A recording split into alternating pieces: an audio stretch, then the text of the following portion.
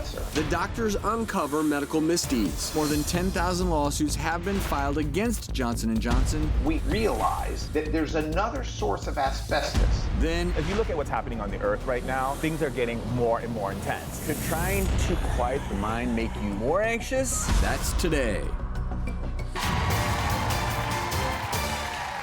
For decades, people associated baby powder with cleanliness and freshness, but this perception has taken a dramatic and, at times, dark turn.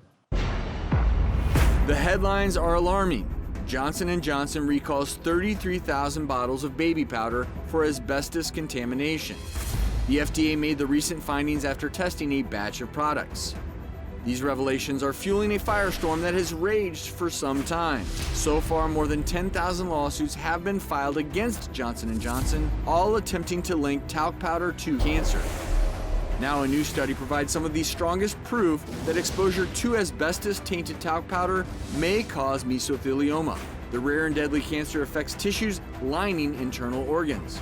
So is baby powder safe, or was the real risk shrouded in secrecy? Joining us now via Skype to help shed some light on this topic is trial lawyer Mark Lanier. First thing out of the gate, I was going to ask you how you uncovered this alleged link between baby powder and mesothelioma. Well, we've known for decades that asbestos causes mesothelioma. Asbestos fibers are so infinitesimally small. That's why they do so much damage. They're small enough to penetrate the actual DNA and to make changes in the DNA inside of a human genome. And so it's so small, you've got to find that needle in a haystack. The way we went about doing it is a testing process that was discovered in the early 1970s, where it's like if you took a bale of hay and you had a needle inside. You wanted to find the needle. Float the bale of hay in a pool of water. The hay will rise to the top. The needles will sink to the bottom. Then you scrape the bottom and look for the needles. What you do with asbestos is you put the talc in a liquid that's got a specific weight where the talc will rise to the top. The heavier asbestos will go to the bottom. You scrape the bottom, you put it under the microscope, and you look and you find it. If you do that test right, 2 out of 3 bottles of Johnson & Johnson baby powder have been shown to have asbestos in them. And Mark, you contend that the manufacturers, in fact, knew that asbestos was present. There's no doubt about that. There are documents within the Johnson & Johnson archives that we unearthed. We had to go through millions of documents to find them. After all, the easiest place to hide a leaf is in the forest. So Johnson & Johnson would give us millions of documents. We would go through millions of pages.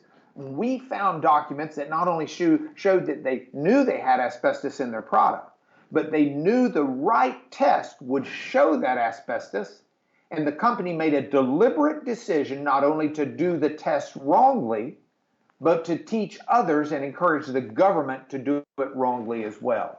And I believe you actually found documentation that when testers were finding asbestos in their products, they just switched the tester, right? And they just didn't want that evidence ever out there.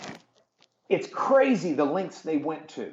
What Johnson & Johnson did is adopted a specific protocol that said, if you find the needle in the haystack, send it to a different testing lab and see if they can duplicate the result. If they cannot, then we're clean.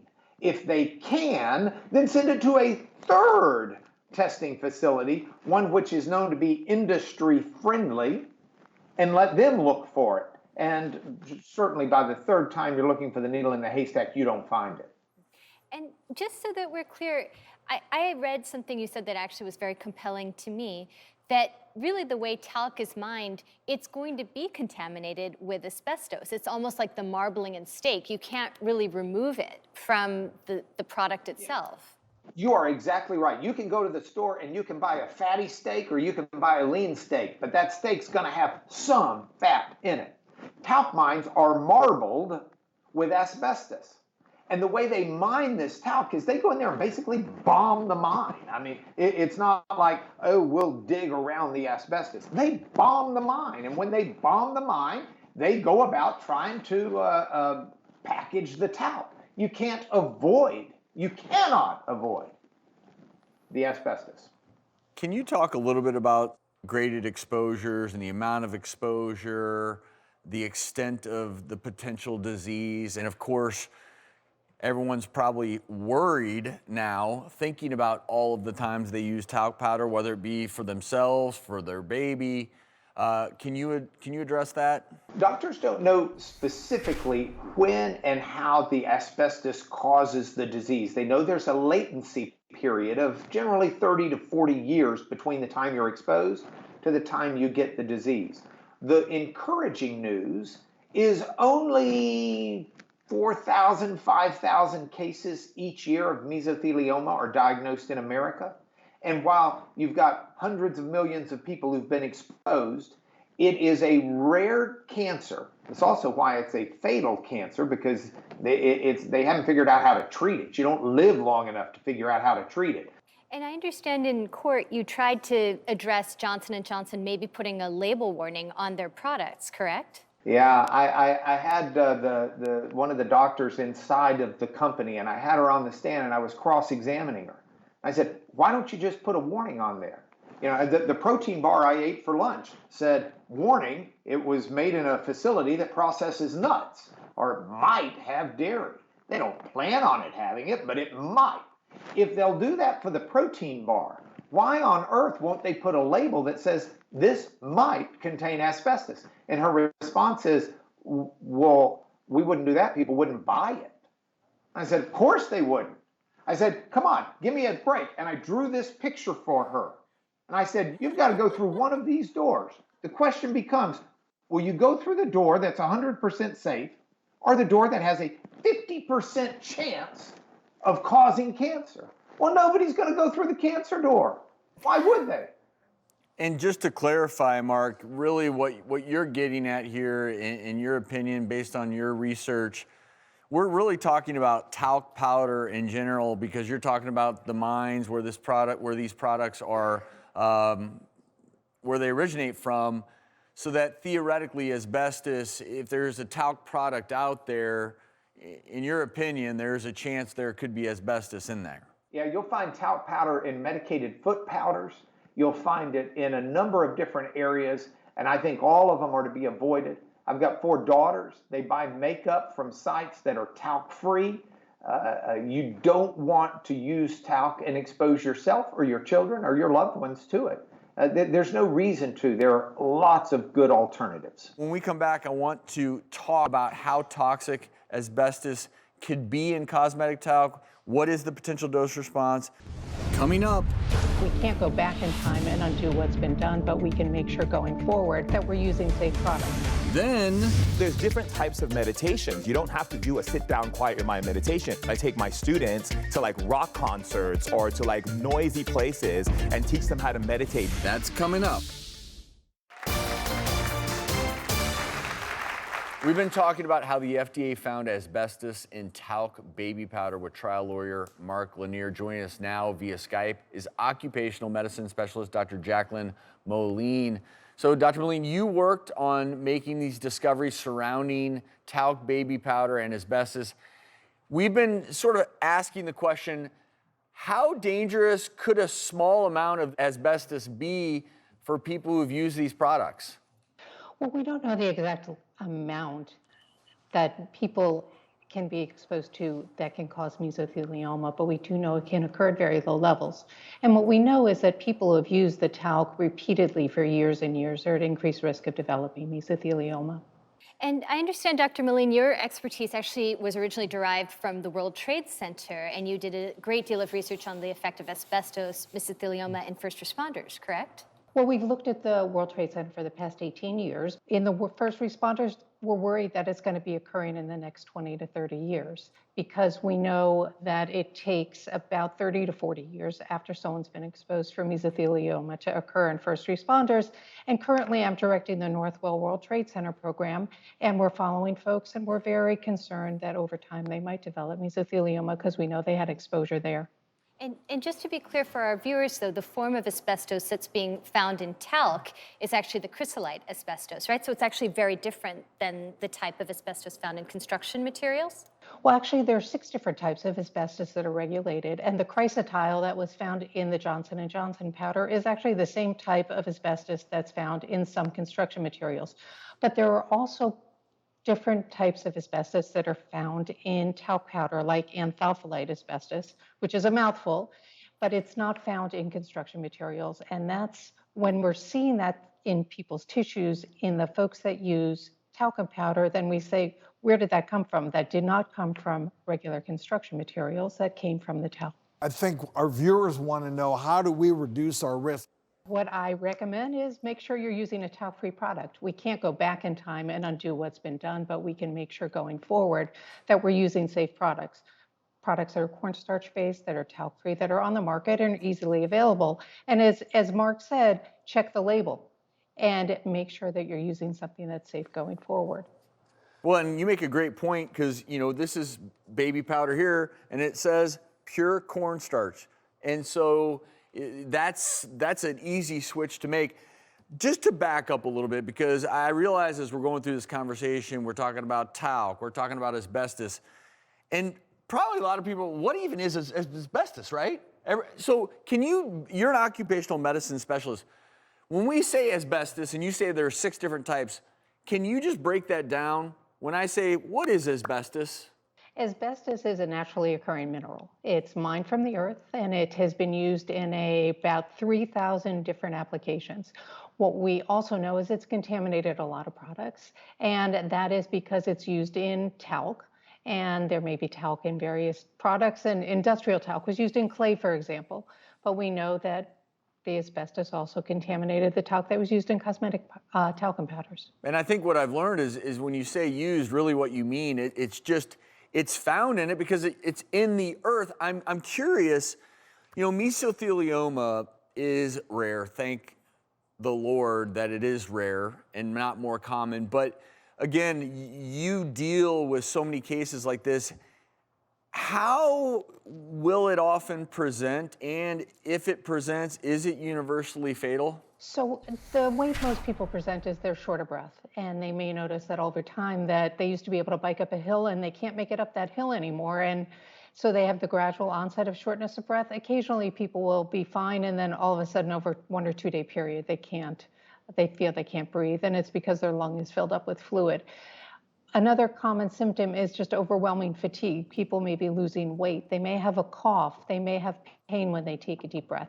These are all the symptoms that one should be on the alert for if that could indicate mesothelioma or another lung cancer. And Mark, I just want to go back to you, because obviously you spent so much time researching all this. Nowadays we order so many products online. You buy products and it'll say natural ingredients. How, if you want to be talc-free, is there a way to assure you're getting products that are just that?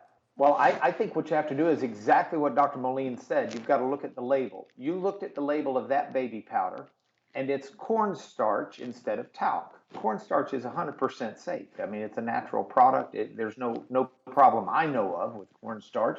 Johnson & Johnson makes a cornstarch baby powder. Absolutely fine, no problem. The problem is if you see talc or talcum powder as an ingredient, I'd stay away. Cornstarch is readily available. There are other fillers as well. You just want to avoid anything that says talc or talcum powder. I remember growing up in Missouri, and there was this old town called Times Beach, and there was asbestos found in the community, and it ended up becoming this ghost town. You would drive by it, and I remember as a kid just like, what is this stuff? And I think we've done a pretty good job today of helping people understand. And, it's scary because anything you can't see, you say asbestos, but it's, like you said, so small, you would never know it's there. But I really hope that today people have learned something. Just like with food, we say read the ingredients. And if you know something's in that food, don't buy it, don't eat it. I think what we've learned today is if you're worried about this, you see talc in the product as an ingredient, choose one that is talc-free. Mark, Dr. Moline, thank you both so very much for joining us today and educating us. We'll have more information on our website. Let's take a quick break. Coming up.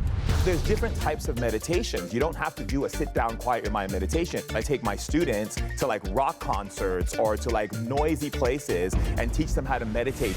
Then my drinking and my using became very destructive. Council members, what's causing her to drink? Got it, thank you. They said, that's coming up. Meditation is more popular than ever, but could trying to quiet the mind make you more anxious? Well, you're not alone. In fact, people are experiencing a new phenomenon called relaxation-induced anxiety. Friend of the show, Shaman Durek, the author of Spirit Hacking, joins us with more insight into this phenomena. Welcome. And I mean, it sounds counterintuitive, but I can relate. I mean, you have to be ready to relax and meditate. And if you're not ready for that, then it may stress you out. yeah, well, you know, what I see a lot is people always going into this space of, I have to quiet my mind, I have to meditate, I have to get in the space. But what they don't understand is that when you're going into that space of quieting your mind, I don't want to quiet my mind because I want to know what's going on in my mind so I can make changes in my life.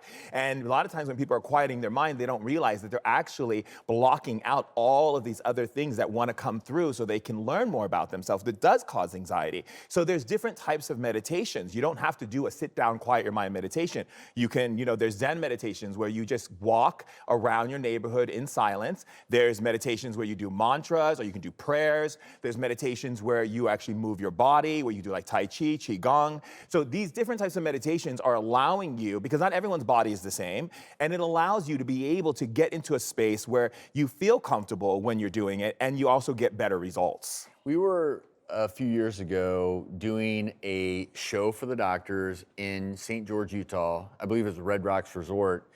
And they had me do a walking meditation, and it was along this maze, and it took about 30 minutes, and I just quietly wandered and let my mind wander.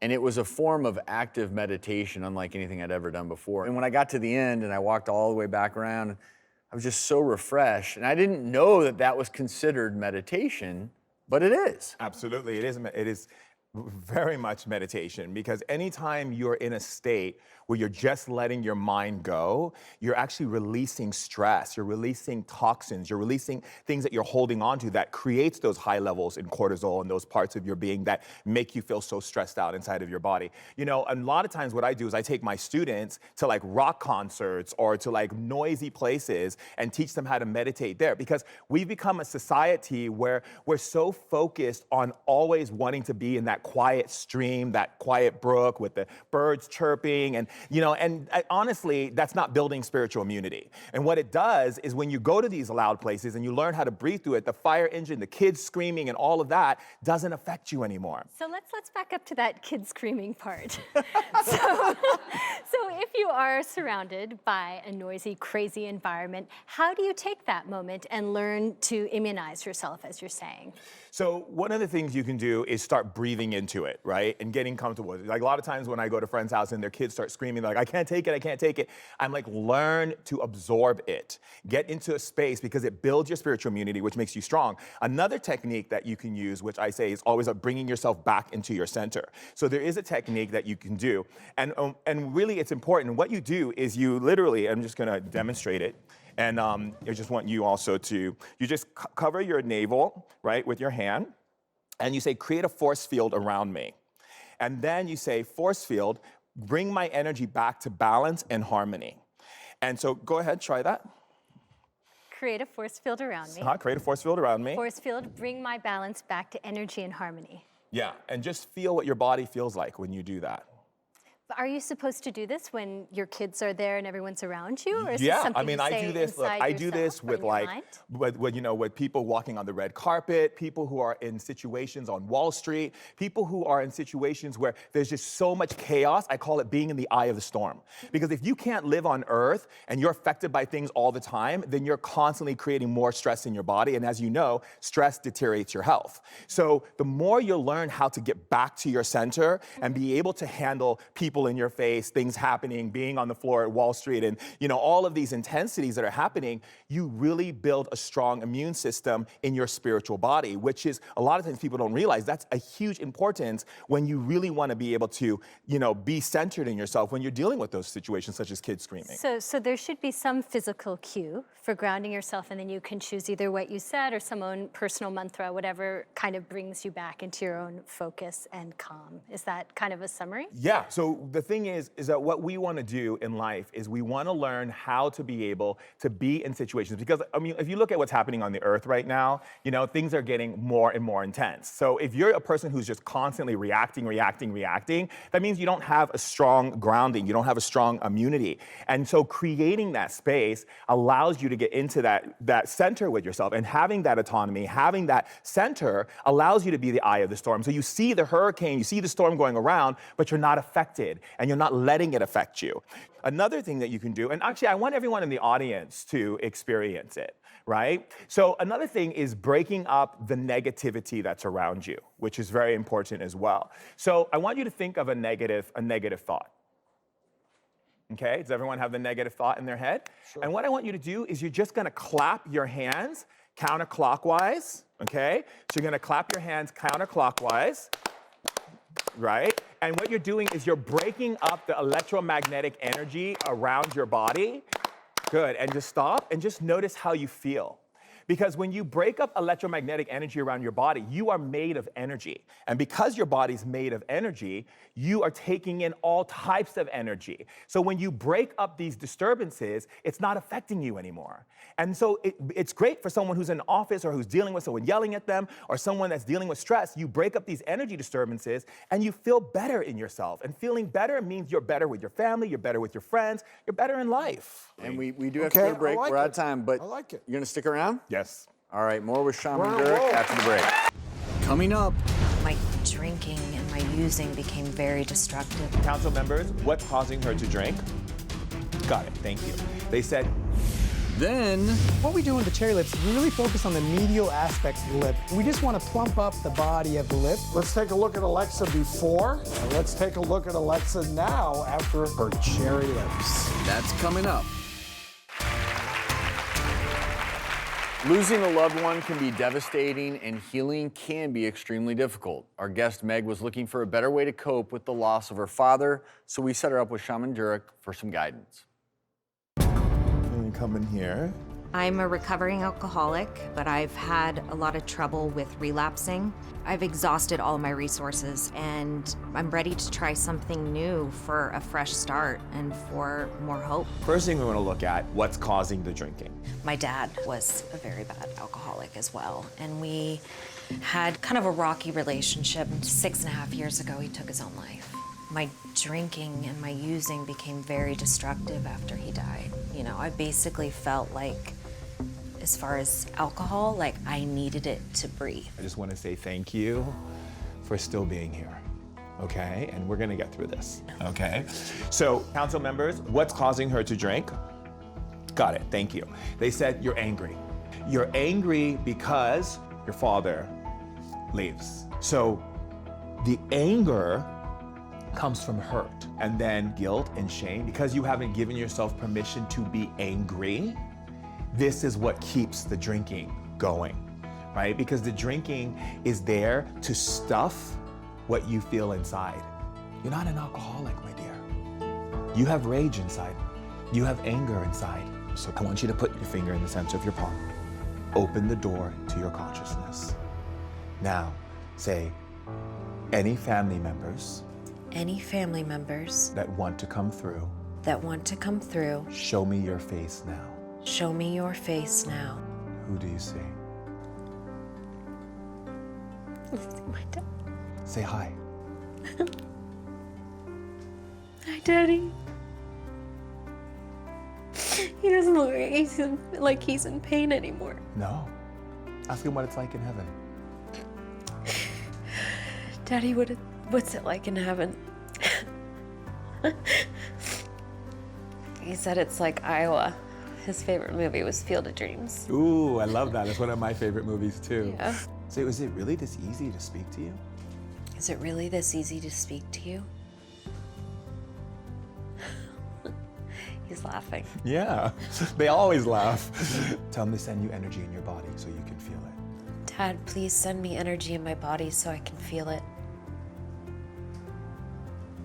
Wow. Isn't that amazing? Ooh, that's better than a shot of espresso. Yeah. Whoa. How does that feel? Like 1,000 pounds off my shoulders. Yeah. I didn't know what to expect coming into this today, and I'm blown away. I'm so, so happy that you're here. Thank you so much. You're so welcome. I love you, darling. Meg now joins us in the audience, and Meg looks like a pretty powerful experience. Can I ask what's now changed for you over the past few weeks?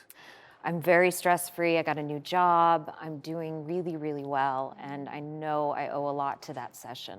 And are you more at peace with yourself vis-a-vis your relationship with your dad? I feel more connected to him than I ever had before, and a lot of the guilt and shame of everything that went down has lifted. Like I had said in that video, I heard him say Iowa, Field of Dreams was his favorite movie, and I feel like, maybe a trip for myself to that field would be really healing. And Meg, tell us about your sobriety. Yeah, so I'm still very strongly sober. I have 40 days sober today.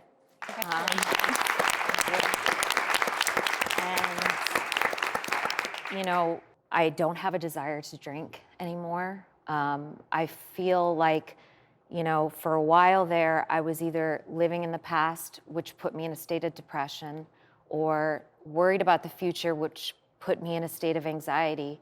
And now I feel like I'm living more in the present, and it's more a feeling of gratitude and joy. That's so That's great wonderful. to hear. Dealing with trauma, dealing with loss is so very difficult. Can you talk a little bit about how you can deal with trauma, loss, grief in a healthier way? So, I always find that when people are dealing with trauma and grief, they just sit with it, and then they start thinking about the loss, and they start thinking about the moments they lost, the things that they didn't do or they should have said, or they, that they felt like they wanted to get off their chest. And what I always tell people, first thing to do is create space for yourself. Create space, and one of the ways that, that I talk about in spirit hacking is creating an ancestor altar. Because when you create an ancestor altar, you are literally remembering your ancestors. And remembering your ancestors is important because in cultural understanding of how we've developed as human beings, we used to be more connected to our ancestors. And then we've gotten so disconnected from our ancestors. And so lighting a candle, like, putting, if your ancestor loved horses, maybe you have a figurine of a horse. If they loved flowers, maybe you put that flowers on it in a picture of them. And you talk to the candle, to them. You speak to them. You say all the things you want to say to them. So you're allowed to be able to create that space. And what's really beautiful about it is that it allows you to have that interaction, that time with your ancestors. And I think, like Meg, many times when people pass, we're sort of ridden with guilt and regret. So I'm just curious if you had, other than the ancestor altar, other ways people can cope with that. Yeah, so the other ways is doing actionable causes. So like, for instance, there was this Italian family, and the guy lost his mom, and she loved to cook pasta. So every time, once a month, they all get together and they make pasta, and they honor the memory of his mom and their grandmother. For me, my father loved jazz music. So when he passed, every month I listen to jazz music, and I focus on my dad. And see, what happens is, in the conscious of human beings, is they go, oh, that person's not there anymore. I don't feel connected to them. But you don't feel connected to them because you're not keeping their memories alive. And when you keep their memories alive by doing these little hacks of just spending time doing things that they love. Like if someone really loves animals, perhaps you run a charity that supports animals in honor of your grandmother or your mom or your dad. And so taking actionable causes actually allows you to deal with the grief. And then another thing that's really beautiful is to be able to recognize that when you are dealing with grief, you're dealing with things because you have this idea that grief is set in because you have lost something. You're not a part of it. And so when you're dealing with grief, it's always to remember that you're always a part of them. And so keeping that memory alive allows you to be in that space and you feel better. And when you feel better, you're able to get through it. And I want to ask Meg, because you actually created an ancestor altar. How did that experience go? It was magical. I mean, to be able to put, obviously my dad loved baseball, so put a baseball glove with his picture. And the picture on the left is actually the last picture we took together about a month before he passed. And so just to have those candles and, just to sit there in peace and just talk to him, because I have to remember, and a lot of what the shaman helped me with is that he is still here. He is still right in here, and he is always going to be with me. And I don't need to be afraid to just open my mouth and talk to him and tell him that I love him and that I forgive him and that I forgive myself. Thank you for sharing. And Salman, as always, we appreciate your insight and your wisdom. Thank you, Charles. Thank you. More after the break. Coming up. What we do with the cherry lips is we really focus on the medial aspects of the lip. We just want to plump up the body of the lip. Let's take a look at Alexa before, and let's take a look at Alexa now after her cherry lips. Then people are hanging upside down to try and grow their hair. Say what, Dr. B? That's coming up. Cherry lips are all the rage in Korea right now, and Dr. Orden is in our procedure room with board-certified plastic surgeon, Dr. Deepak Dugar, showing us how to get that cherry lip look. What's going on back there, docs? So cherry lips are basically a trend right now in Korea because it's a sensual, kind of sexy way to do lips right now. There's been a trend recently where lips have been overdone, and you see the edges of the lips being turned up, and it looks kind of fake, almost duck-like. And so we're pulling it back to the more conservative version by focusing on the medial aspects. I think that's what we hear more in the office than anything else when we're starting those lips. I don't want to look quack quack like a duck. Yeah, that's so right. So you have a lovely patient here today. We have Alexa, and what are you trying to achieve? I think I just want my lips a little bit bigger. I've always noticed that they were a little small, so I just want them just a little bit bigger. Well, you're in great hands. Should we get started? Yeah, absolutely. So the cool thing about the filler that I want to use today, theirs is the newest expression technology, and the reason I love this filler from Restylane is because the filler itself is really sticky, and if you look at it, it kind of clumps and sticks, and it doesn't really move once you place it. So it ends up being a really nice, soft, supple look inside the lips. So we're going to show you what it looks like when we put it inside her actual lips now. So what we do in the cherry lips is we really focus on the medial aspects of the lip versus focusing on the lateral aspects where normal lip injections sometimes are done. And we just want to plump up the body of the lip in the medial aspect to give it a little bit more of a volume where we call kind of the Cupid's bow area. And so by giving that little bit of volume right in the center, you're able to give it a little bit of an accentuation without it looking too overdone and without making the lateral aspect too curled out. And we do the same thing on the bottom lip as well, where we're focusing on the two medial angle aspects. So you're kind of looking like two small cherries, where you're just accentuating the balls and the medial aspects of the lip to give a little bit more volume. So it looks just a little bit more like the supple version of the same lip. And I think that's the key with lips.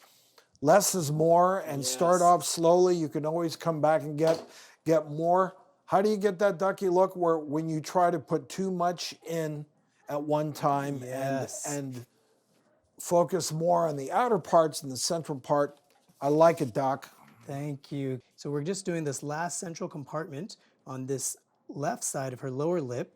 And again, we're focusing on the center part. So it's almost like two cherries, two on the top, two on the bottom, just to give a little softness to the lips without overdoing it or having it look like anything was done. So that's it? That's almost it. We're about to give you a peek. Wow. And Dr. Dugar, there is lidocaine, right? There's anesthetic in the filler that you're using that makes it a little more comfortable. Yeah, this correct? Restylane filler has lidocaine inside the syringe itself. So as you inject, it also numbs the lips a little bit. But on top of that, we did use some topical numbing on her lips for about 20 minutes before, so she doesn't feel that much right now. So you've been comfortable, Alexa? And for our viewers, how much is this going to cost and how long will it last? This will last anywhere between 6 to 12 months on general, depending on the type of filler used. There's thicker substances that will last a little bit longer, and then thinner substances will last a little bit shorter. But 6 to 12 months, and this will cost anywhere between $500 to $1,500, depending where you're getting it done. So we give everyone a peek of what we did today? All right. Alexa, are you excited to see your results? I am. Can you sit up for us, Alexa? There you go. All right, let's take a look at Alexa before. And let's take a look at Alexa now after she's gotten her cherry lips. Nice.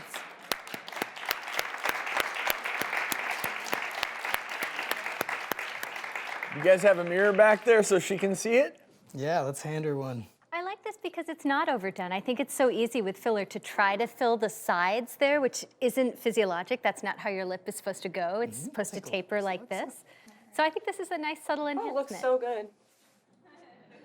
Well, and I think you both, Doc, said it perfectly, which is a little can go a long way. Thank you so much, Dr. Dugar, for sharing this with us. Alexa, we hope you're happy. We'll be right back. Coming up, people are hanging upside down to try and grow their hair. Say what, Dr. B?